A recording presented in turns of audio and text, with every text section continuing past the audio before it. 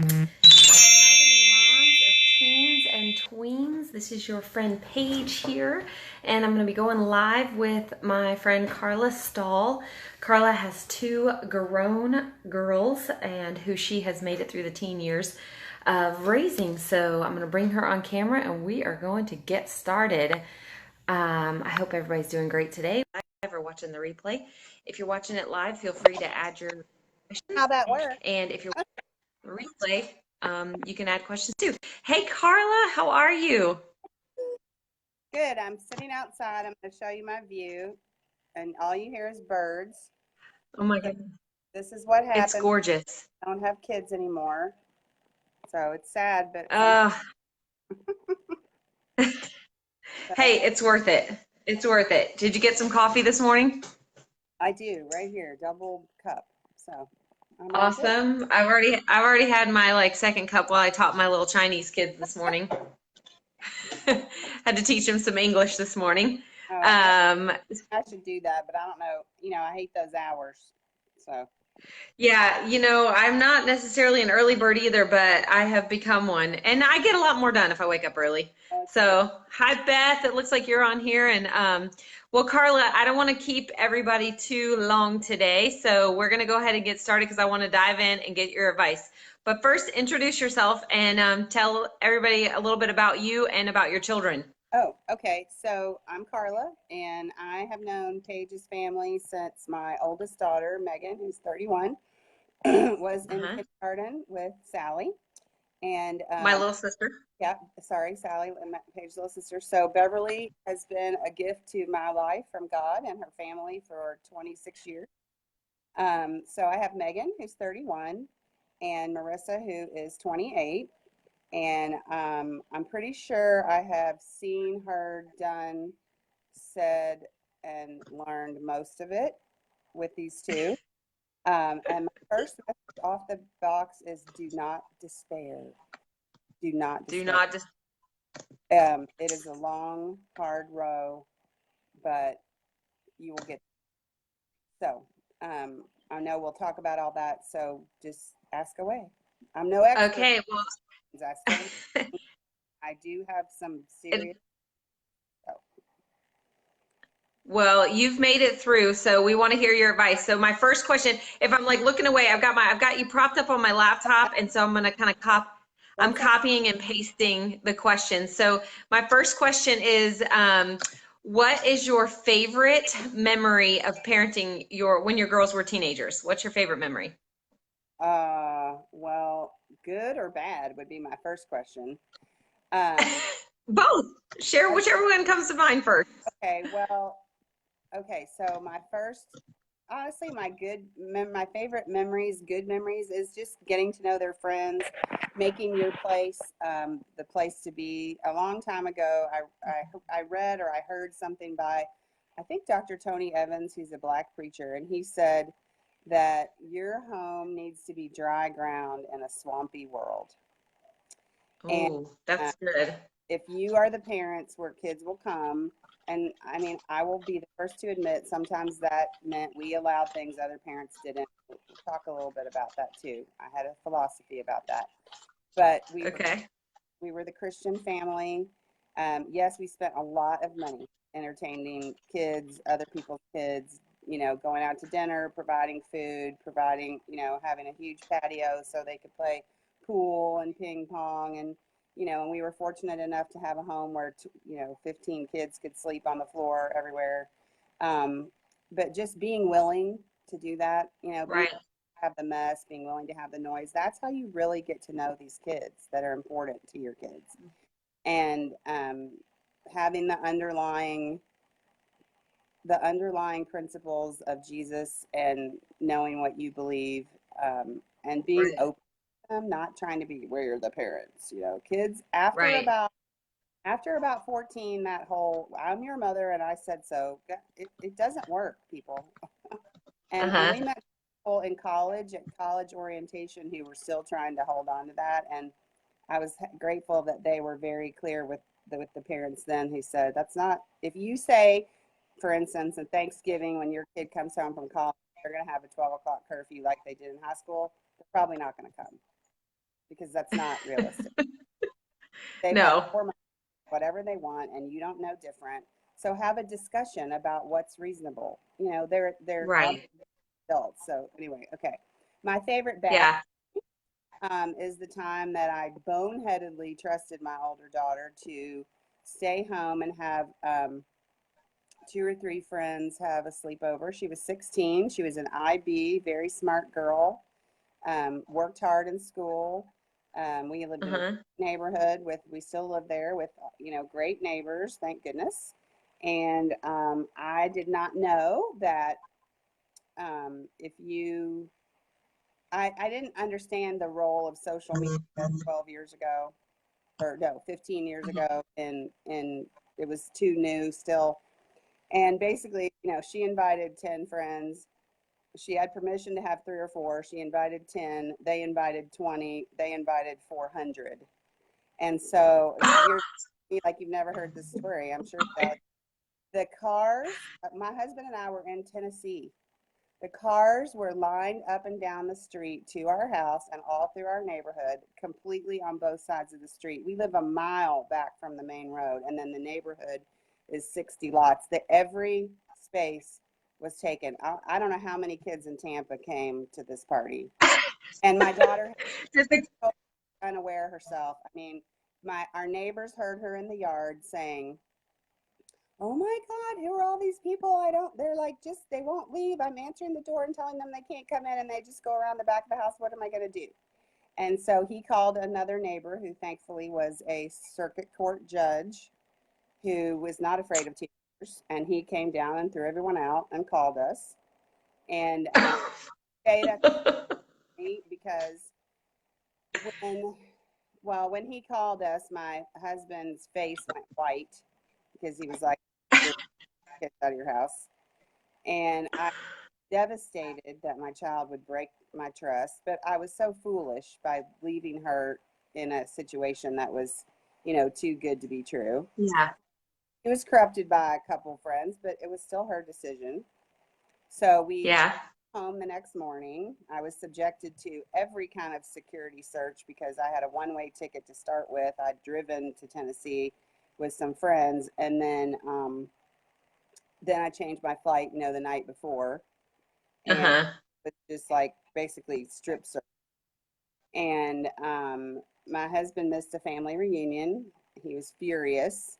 And I had a friend who went to our house that night. I called a friend from PTA, Kim Weber, who lives on Vanderbilt, and I said, "Go Uh-huh. up there and just try, just keep her." So she Yeah. and locked everything up. So we came home, and she knew how furious we were, and she was grounded for the rest of the summer.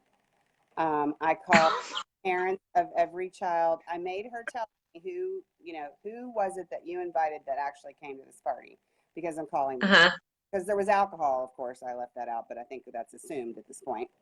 Yeah. And, you know, my life, I called every parent that I could get up of, and I just said, "Listen, we're gone. There was a party. Your child was here. There was alcohol. Uh-huh. I don't know if they drank it. I'm just telling you. And it's your business what you do with that information." Because believe it or Right. not, some will not accept news like that well. Some do, and some Yeah. are great. Some say, "Well, my kid would never do anything like that." And those are the parents whose kids get into real trouble, because I think Right. that's what upset me the most, was that I just had no idea that that could happen. And I didn't Yeah. know about big parties that people from all over. There were people from South Tampa, and you know where we live. And in fact, my Yeah. girlfriend came and picked her up. Her kids went to Tampa Catholic, which is in South Tampa, and she said the first thing she did when she got my call was to call her son and say, "Adam, if you're at a party on Armistead Lane, I'm coming and I'm in my pajamas." And he was like, "No, Mom, we heard about that party. Too many people. I know too many people on Armistead Lane. My mom will find out." And so they were all underage, Right. and it was pretty awful at the time, but now we laugh about it. It's still, I mean, 50 Yeah. later, the neighbors still remember, "Oh yeah, that party." I'm like, "Yep, yep, that one." Well, well, I mean that is a lot to deal with as a parent, and especially as a teenager, and not, I mean, of course you can laugh about it now, but I know, like in the moment, it definitely had to be a shocker. So, af You know, didn't learn either. We did the same thing with Marissa, and she had a small scale, but she was smarter. She really just did invite just a few people, and it was just really her and her friends. So we didn't learn, and neither did she, but it was okay. I'm saying it's for kids, you know. So they are. So, well, then that kind of leaves me. My next question then is, what is one of the best or most worthwhile investments that you ever made in your teen?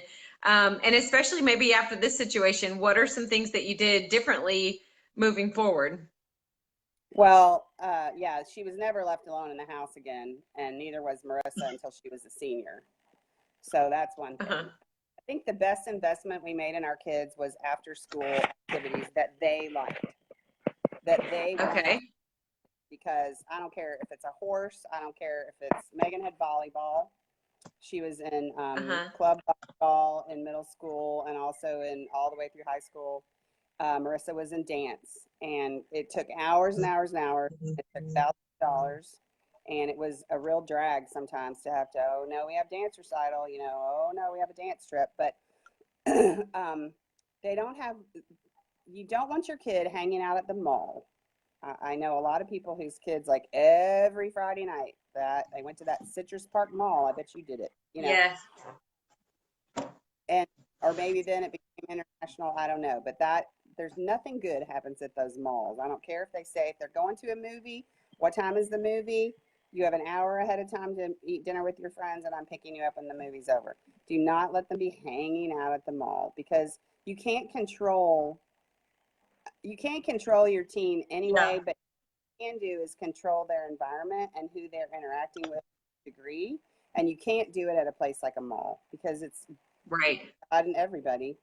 And the thing is your kids may be great, and probably are, because we're in this group and we're you We're learning from each other. know, We're learning from yes, you. time to care. And other people aren't like that, and it's really easy to get into the mindset that every parent is like you, and it isn't true. It's just not true. Yeah. And some of the It's that's wealth in so our neighborhood, judge, true. families with the most money and the most, prestige or whatever, those kids really have trouble, because a lot of times their parents are so invested in earning that money that they don't have time, and they throw money Uh-huh. at the child, and then the child has, money for drugs and money for stupid stuff. And, Right. say Yeah. all the time we spent in those activities, and it's character building to lose badly, and it's character building to not be picked to be the first For person whatever in, sport. Yeah. or be The the play or the sports or all year for it, or break your foot. Marissa broke her foot one year, right, doing something stupid where she wasn't supposed to be, right before recital. And so all of her effort all year long was pretty much wasted, because she couldn't be in most of the routines. So, right. and she had to learn a very painful lesson from that. So I would Yeah. say taking the time and the money to put them in something, but it's got to be something they want to do. If it's something that you want them to do, like a sport, and they're artsy, don't do that. Just find the thing that they're passionate about, and Yeah. so Yeah, and figure out a way to pay for it. Yeah, yeah, I agree. I'm right there with you. I mean, as much as I can gripe and complain about all the sports and the extra stuff, but I'm like, you know what? It's either this or they're sitting in front of a video screen, or I have to figure out some other thing to do with them. So to me, it is worth the investment. So, yeah. okay. So what failure, or which you kind of talked about a little bit ago, but what failure or apparent failure in parenting taught you the most? And if you could, you would use it to teach others. Do you have like a favorite failure of yours in parenting? Well, I would say an ongoing failure I had was not praying for my kids as much as I should have. I did not. Oh, I heard a guy one time, one of our ministers of music said that when he was 3 or 4, he could remember he and his brother sitting around the breakfast table and their parents praying for their wives. And he was like, we didn't even know what a wife was. We didn't know what they were talking about, but they did it. And I have to say that right. over the years, I've had an inconsistent prayer life.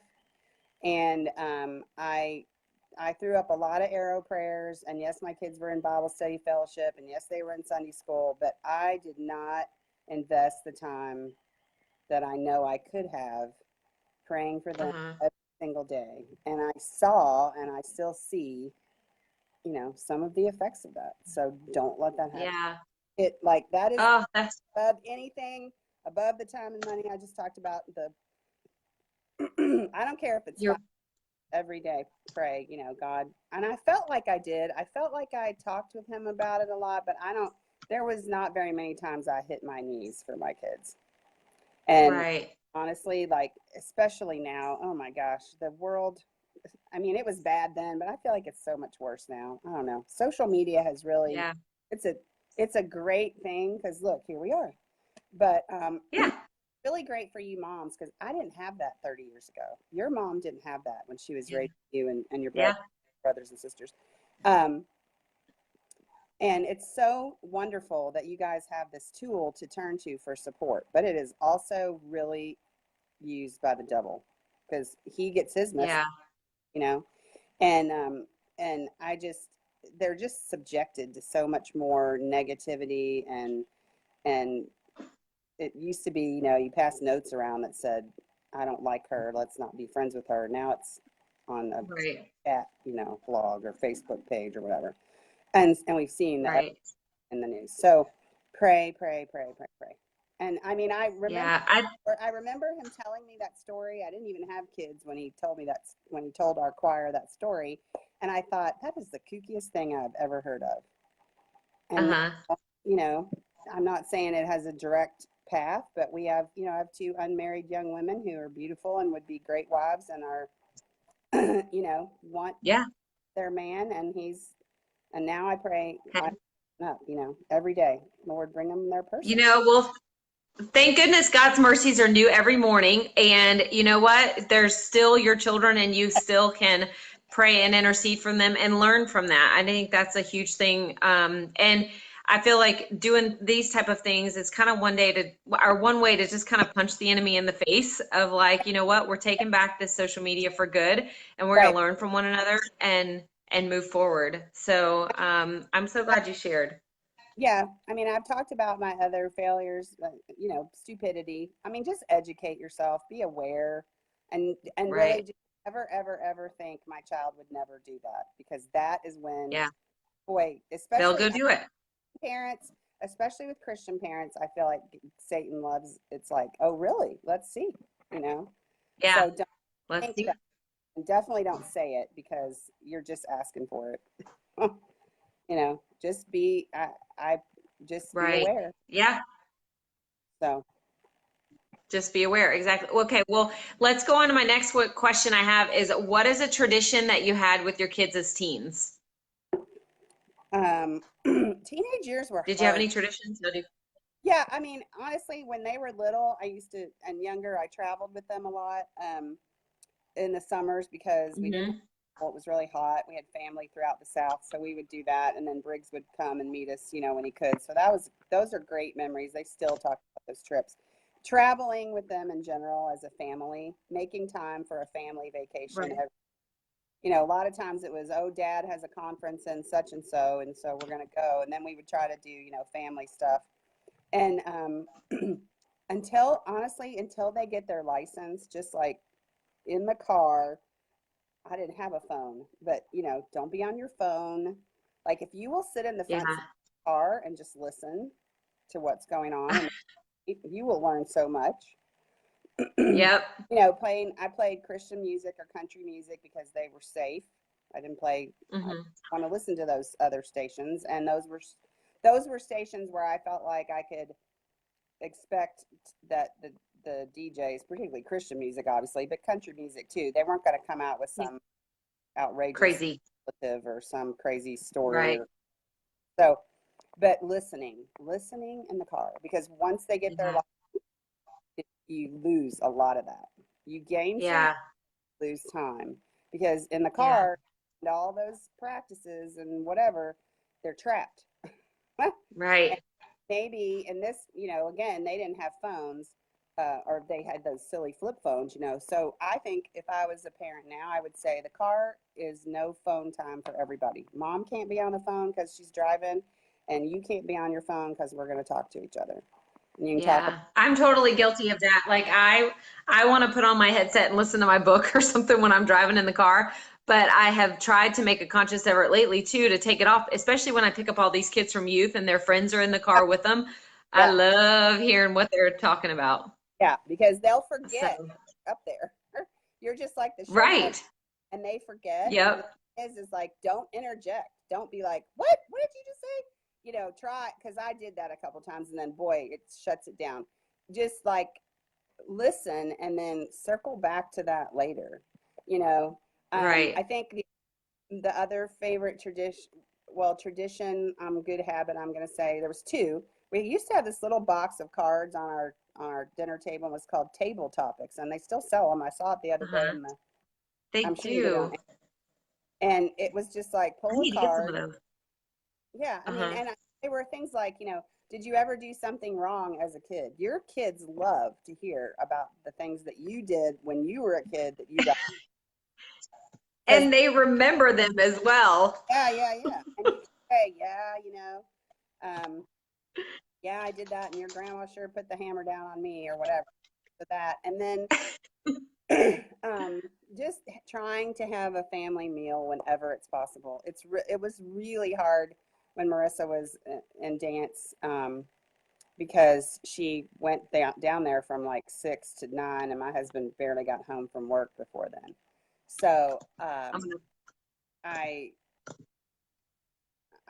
just trying to have the time whenever you can, whatever works for your family. Your husband may work on Sundays, or he may work all night, or whatever. I mean, or right. you may, all the moms kind of work nowadays, a lot of them. So just whenever, make it sacrosanct. Like, this is our Wednesday night is the night we're all home. So, Right. the other, It's honestly, yeah, go sometimes ahead.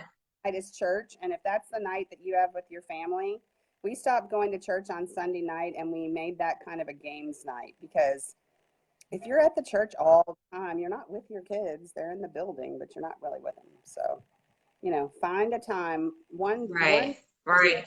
all be together, whatever it is. And I mean really together, not like together in church, but together as a family, no one Right. else in your house or in, somewhere. Right.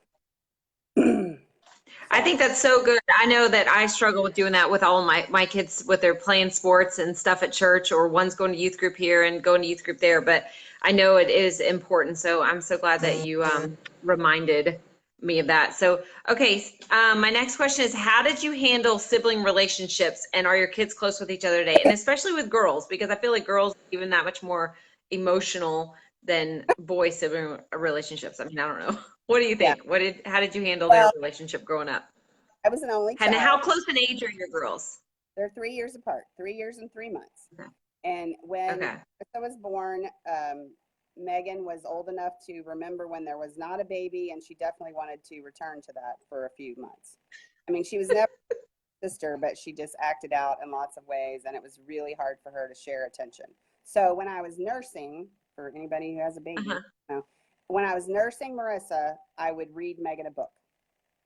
Like, Okay. all read a book while I was nursing, because the baby's just doing their thing. Um, Yeah, they don't really care. so Yeah. one thing. I don't know where I got that idea, probably from some book or something. And then, honestly, because I was an only child, they used to make so much fun of me, because if they would fight, a lot of times I would cry, because I wanted a sibling my whole life, and I didn't have one. And here you have one, and you're being so hateful to her. And how can you do that? And there was also the, well, the bitch slapping thing, where they're just like, slapping their hands at like they're not even making contact. They're just like, oh, I hate you, pulling your hair, get out of my room, blah, blah, blah. Um, and it really upset me, but I had to. And one time Megan even told me, Mom, we're going to be friends when we get old. We just have to fight now. Okay. I mean, honestly, she was like 15 or something. She said that. It is really, I mean, I know boys have hormones too, and I don't know anything about raising boys, but girls, that hormone thing, it's hard. It really is.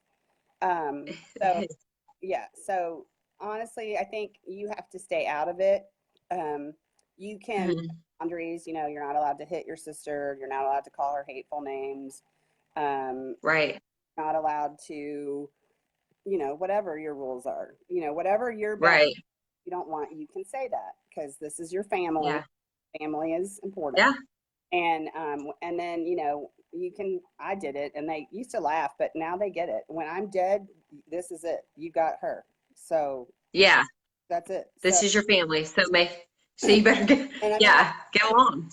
they would just roll their eyes like, Mom, you're 40, you're not going to die, you know, or whatever. But now at 30 and 28, they have had some friends whose parents have passed and it's, Wow. so they get it. And Yeah. they are very, very different people. But, a friend of mine told me once that you have done your job if your kids will call each other and go, "Oh my gosh, can you believe mom, blah, blah, blah, blah, blah, blah, blah." And the other one, I know, it's so ridiculous, or dad or whoever. That's, you've done your job. Because if they complain Yeah. about you, then yay, you can just dust it right off. Yay. Um, but yeah, I mean, I just would try to impose, you know, and I gave a few lectures about this is your sister and blah, blah, blah. They can't grasp that. It was silly. I mean, you can Right. do it because it'll go in there, but they're not going to change their behavior because, oh, you're right, mom, you know, she's Oh, her and I should value her. No, they can't stand her right this minute. Or, and, you know, and then Megan got that party and a couple other things she got into. You know, her sister was devastated because, like it or not, and admit it or not, Megan was her role model. And so I definitely did say, you know, and look, your sister, I remember this one thing that she got in her room crying because we were telling Megan, you know, you shouldn't have done this, blah, blah, blah. I'm like, and your sister is in there crying because she can't believe you did this and she's devastated. So think about that, you know, and it's a heavy burden for the uh-huh. older, but it's a true burden and they have to accept it. You are a role Yeah. model, like, you know, so Like it or not, they're looking up to you. not, That's so, yeah, it's true. so, They're watching everything that you do, for sure. yeah, what's that Um, saying? Be a role model or be a horrible warning, or you are a role model, yeah. you're either a positive or a horrible warning. I don't know. Yeah, I've seen that meme on Pinterest. I don't know the Yeah. exact wording, but I know what you're talking about.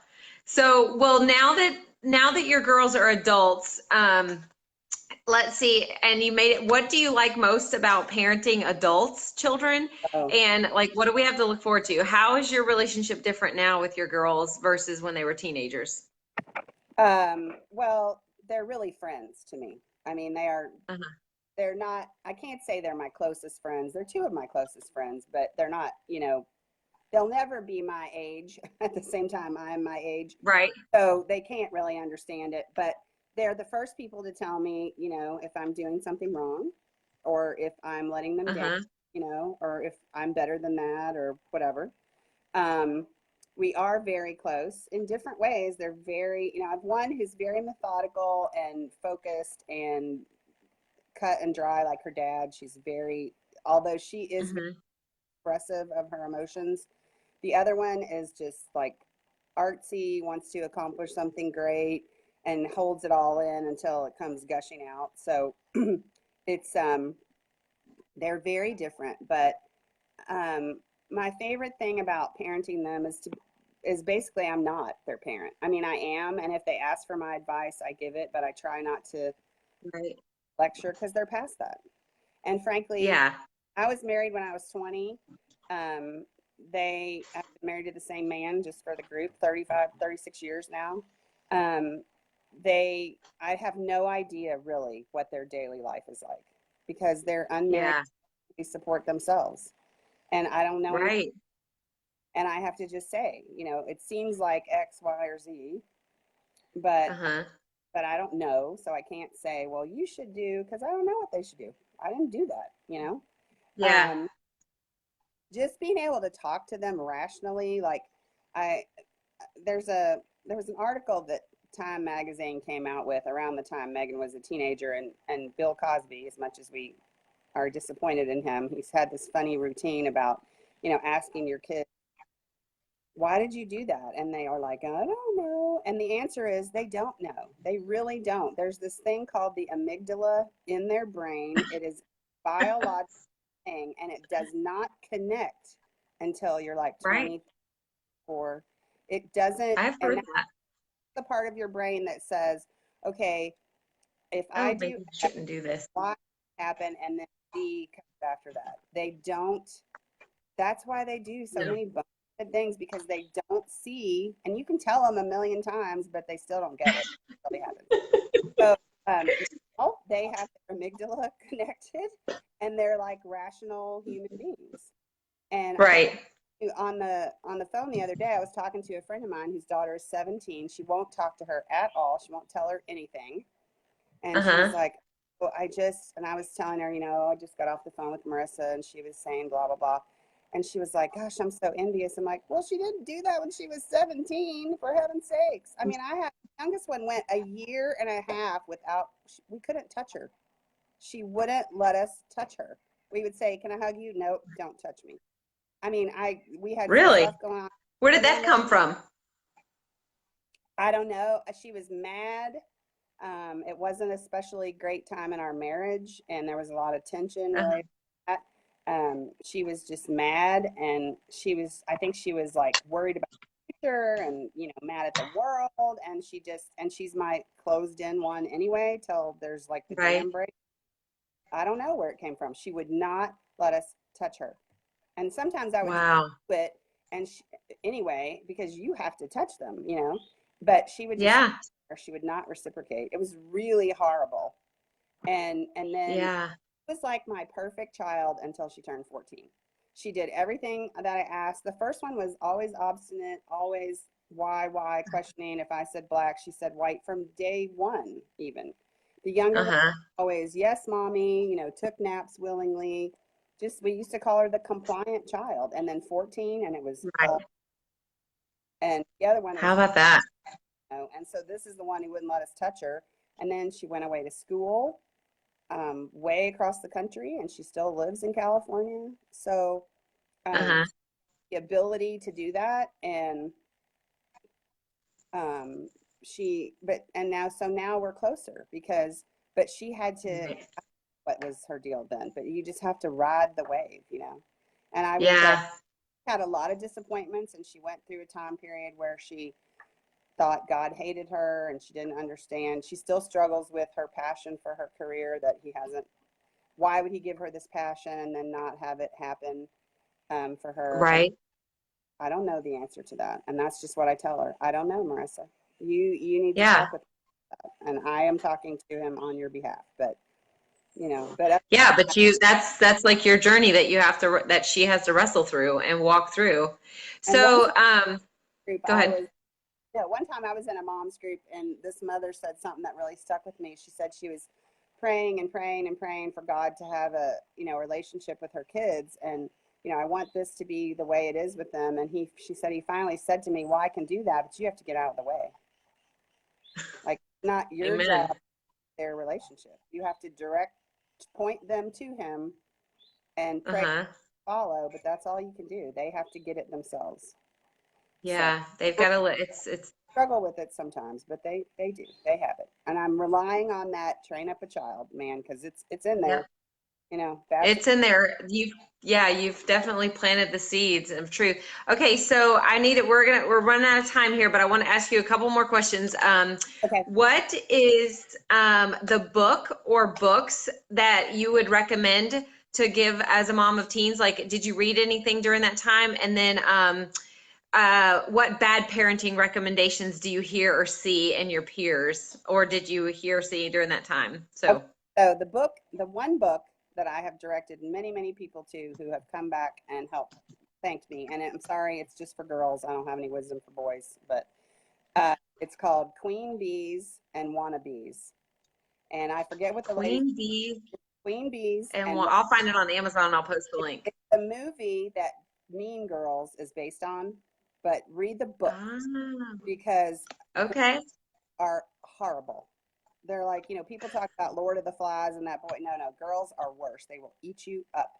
And it is about how to to identify who the queen bee is in the group Uh-huh. of your Okay. friends. And okay, ladies, it might be your child, and are going to have to just accept and don't be one yourself. Okay. I'm pretty sure, well, Mhm. I'm just going to go out on a limb and say, I'm pretty sure most Christian moms are not in that mean girl spirit, but you might be. So You really might be. You examine it, never know. and it might be your girl as much as you hate to admit it.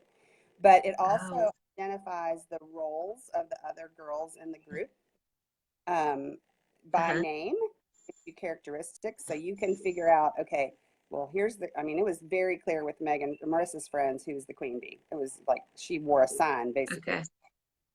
and relished that role. And then the other groups, it's so easy to identify everybody. And then it helps you say, okay, if your child is this role, then here's what you need to do. And Right. um, it's basically a way for them to navigate all that and to hopefully get them out of that click thing. And it could be that Right. your child is not part of that and they're one of the ones that the queen bee and her tribe don't, Uh-huh. care for. And it also navigates Right. that. And I'm telling you what, I think that starts with girls around second grade now. It is so, Yeah, oh yeah. it's It's early. prevalent. I can't wait. I have never heard of this one. I'm so glad you suggested it. I put the link there. Really good book. Yeah, it really is. And so, That recommended that to a bunch of people. And then what was the next question? It was something good. Um, what bad parenting recommendations do you hear or see in your peers? well, the dumbest thing, I don't hear many anymore because, everybody has adults in my group. But the dumbest Right. thing I heard was when they were going to college. Our girls, Megan chose Florida State, although she had many opportunities across the country, and Marissa chose Uh-huh. USC. We got a lot of pushback from people like, why would you pay for her to go all the way across, the country? And then the idiotic part of that was people said, no, I'm going to insist that my child go to school in Florida because I want them to meet someone from Florida and I want them to live in Florida for the rest of their life. I want them Uh-huh. to meet, you know, and my husband and I used to laugh at that because you don't have control over that. They're going to go to Right. Florida and meet some kid from Pakistan and go there. I mean, you're You not in, never know. I want my kids to live near me too, but they don't, and they're not going to, and therefore I don't have to live in Florida the rest of my life either. I wasn't born there, I Yeah. wasn't raised there, and I don't really want to live there the rest of my life, so I'm not going to. You need to just let them. My husband and I, our parents did not have the financial means or weren't willing to make the sacrifices to send us to the colleges we could get into, and that we were Uh-huh. generation college kids, and I think they thought any college is good, which is, Yeah. yeah, college is great, but we all know some are better than others. And so Uh-huh. made a commitment that we would make it happen if at all possible for our kids to go to where they could get in. Wanted to go. I wanted to go to USC in LA. Uh-huh. And so we made it happen for her. And no, Yeah. but she's made, I mean, not that I know of. I mean, I can't read, I don't have a crystal ball either. But she shows no signs of wanting to leave Los Angeles, which is difficult because it's a long way. But don't don't try to make decisions that have far-reaching effects based on what Right. you can control to happen. I guess is my thing. Right. You know, Well, I think it's so true because you never know whose life is she supposed to impact out there, wherever she goes. well, So, yeah, and I would definitely say she has been more of an influence on her friends for that than they have on hers. She still struggles with her faith and God's sovereignty, which I pray about, but she knows she just yeah, lives. I have to say, she lives in cuckoo land. It is really cuckoo out there, so I'm surprised. I haven't been, so I can't really speak from experience, Well, but I'm sure there's all you need to know, but it is just anything is okay in California, and I do mean anything. So but that is not how most people are. Most of the people who live in California are just like you and me. They just live there, and they right. have very conservative people. But anyway, don't, I saw parents whose kids had the opportunity to go to other schools, who had the means to send them there, but they refused to do it because they wanted them to stay in Florida, or they wanted Stay them in to do. Florida. Yeah. I took Marissa to an audition once. She wants to be in, entertainment. And I Uh-huh. remember the guy who was running the auditions said, you know, to the group of students, if your parents are here or they're at home supporting you in what you're doing, you need to thank them, because I have a nephew who wants to go to, Pasadena Institute of the Arts. This guy was from UCLA, as it happened. And um, his parents are saying, no, you're going to be a doctor. Like, that's just the way it is. You're a doctor, and you're not going to do Uh-huh. art because that's ridiculous. And your dad's a doctor, your grandfather's a doctor, you're a doctor. And he said they're making him become a doctor. Well, that's a recipe Uh-huh. for misery, people. You know, God, Right. It's have, not. you have no idea how God is going to enable your child to make a living doing whatever they are doing. My child, Right. Essa, wants to be in entertainment, but she is in social media, and she makes a living doing a job that literally did not exist when she graduated from high school 10 years ago. So you How don't about that? know what God is going to do. So, Right. you know, Yeah. Don't put them in a box. yeah, I'm a very control oriented person, and I have had to learn, you know, I'm not in charge of the universe. I don't even want to be I just want to be in charge of my universe, and I'm not. So, Oh, Carla. Well, thank you for all that you've shared with us today. There are so many nuggets of wisdom. I can't wait to, I'm gonna have to go order it down. I want to see if they have it on Audible, that the so book they, that you suggested. yeah. I'm gonna definitely check it out. Okay, so Carla, if a mom wanted to connect with you, and how's the best way to reach you or connect with you? Oh, Facebook, telephone, text message? yeah, don't Facebook Messenger me, because I don't look at those, or I try not to every day, even though I'm always Uh-huh. on Facebook. I don't know why, but I'm trying to break that habit. So honestly, text me 813 Uh-huh. 857 2141. Text me, Uh-huh. and then we can email, or we can talk. Or, I mean, girls, I'm no expert, believe me. I failed in so many ways, but I am here to tell you that there is hope. There is there just is hope. It will get better. It will pass. One of the reasons they get so prickly in high school is because if you love them like you did when they were 3 years old, you could never let them leave home to go to college. Okay, so you can release them with some Yeah. degree of, you know, of joy. Yeah. And yeah, I mean, they have to be like that, and because they're becoming their own person. And honestly, be so sympathetic to them, because their life is hard. It's worse now. It really is. I know people say it, but it's so much worse now when they're for kids, because of social media and the world, and just, It's the true. evil is, Hey, Jesus is coming back soon, and so it's just, it is getting worse, you know. yeah, it is. Carla, tell me your phone number again. I'm gonna post it in a comment. 813 813, uh-huh, 857 2141. 82141. Yeah, 857 2141. Yeah. 85. Okay, I'm gonna put that there. So y'all text Carla if you want to chat with her. She's up at her house in the mountains, not too far from me, actually. So she needs, yeah, you have so much advice, and you need it. If you moms want to connect with Carla, send her a text or call, and yeah, pick her brain, because she's got lots of advice. So Carla, Well, thank you. great for Paige for running this group, and for the fact that you do have a group like this to vent to and ask questions. It's such a, because we had nobody back in the day. We had a book, Yeah, or friends we knew. We didn't have right. the ability to connect with friends everywhere. So it's great.